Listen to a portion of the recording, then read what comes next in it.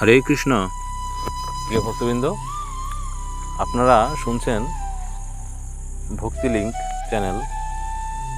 তো ভক্তি লিঙ্ক চ্যানেলে আপনাদেরকে স্বাগত জানাই।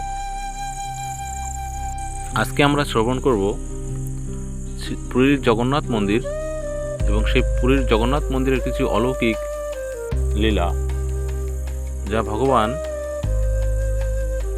এখনও এই পৃথিবীতে আছেন তার প্রমাণ দেয়। তো আপনারা মনোযোগ সহকারে শ্রবণ করুন যে 8টি গুরুত্বপূর্ণ অলৌকিক রহস্য, সেটা আপনারা এই ভিডিওর মাধ্যমে জানতে পারবেন। তো আপনারা এখন শ্রবণ করুন। পুরীর জগন্নাথ মন্দির শুধু ভারতেরই নয়, বিশ্বজুড়ে এক পবিত্র তীর্থস্থান হিসেবে পরিচিত। এই মন্দির ঘিরে রয়েছে অসংখ্য অলৌকিক ও আশ্চর্যজনক ঘটনা, যার কোনো বৈজ্ঞানিক ব্যাখ্যা আজও মেলেনি। নিচে সেগুলোর বিস্তারিত বর্ণনা দেওয়া হলো। 1. পতাকার রহস্য। মন্দিরের চূড়ায় প্রতিদিন যে পতাকা ওড়ানো হয় তা সব সময় বাতাসের বিপরীত দিকে ওড়ে। সাধারণত বাতাস যেদিকে বয়, পতাকা সেদিকেই ওড়ে, কিন্তু জগন্নাথ মন্দিরের ক্ষেত্রে এর ব্যতিক্রম দেখা যায়। এই ঘটনাটি আজও এক রহস্য। 2. ছায়ার রহস্য। পুরীর জগন্নাথ মন্দিরের এত বিশাল আকারের কাঠামো সত্ত্বেও দিনের কোনো সময়েই এর ছায়া মাটিতে পড়ে না। এটি স্থাপত্যের এক অসাধারণ নিদর্শন নাকি কোনো অলৌকিক শক্তি, তা নিয়ে আজও আলোচনা চলে। 3. নীল চক্র বা সুদর্শন চক্র। মন্দিরের চূড়ায় স্থাপিত সুদর্শন চক্রটির ওজন প্রায় 1 টন এবং এটি এমনভাবে স্থাপন করা হয়েছে যে পুরীর যে কোনো প্রান্ত থেকে এটিকে দেখলেও মনে হয় যেন এটি আপনার দিকেই মুখ করে আছে।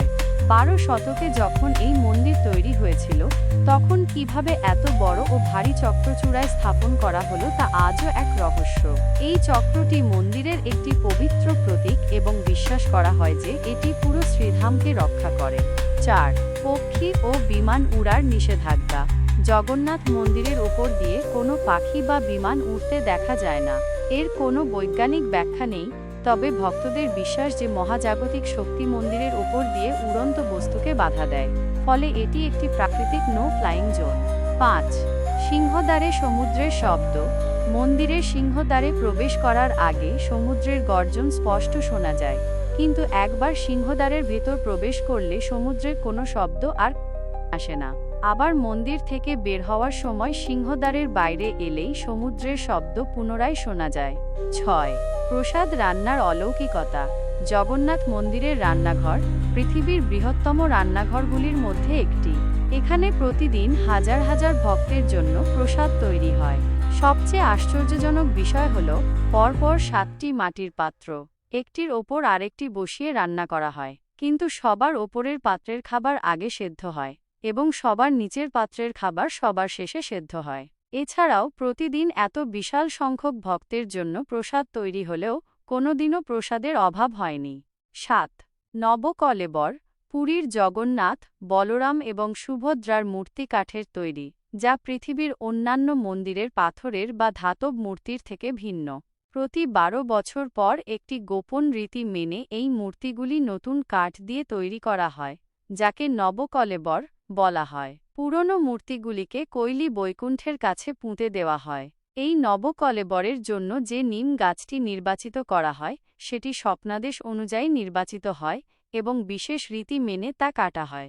নবকলেবরের সময় প্রবীণ পুরোহিতের চোখ বেঁধে এবং হাতে দস্তানা পরিয়ে মূর্তি বদল করা হয়। 8. বাতাসের গতিপথ। পুরীতে দিনের বেলা সাধারণত সমুদ্রবায়ু স্থলভাগের দিকে বয়ে যায় এবং রাত্রিবেলা স্থলবায়ু সমুদ্রের দিকে বয়ে যায়, কিন্তু জগন্নাথ মন্দিরের ক্ষেত্রে এর ঠিক উল্টোটা ঘটে।